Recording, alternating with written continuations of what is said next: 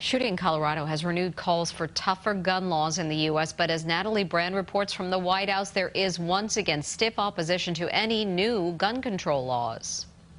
Vice President Kamala Harris stepped up calls by the White House for new gun safety laws during an interview with CBS this morning. This is not about getting rid of the Second Amendment.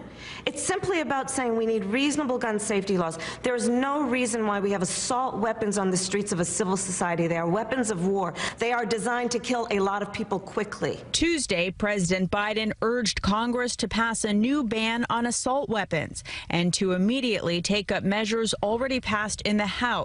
One would close the Charleston loophole, which allows the sale of a firearm to proceed if a background check is not completed within 3 days. The other would require background checks on nearly all gun purchases, including those involving private sellers. I have committed to put legislation to expand background checks on the floor of the Senate.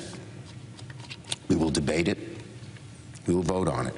Vice President Harris would not rule out the possibility of President Biden using executive action to enact new gun measures, but said it's not his first choice. I don't think the president is excluding that, but I want to be clear that if we really want something that is going to be lasting, we need to pass legislation.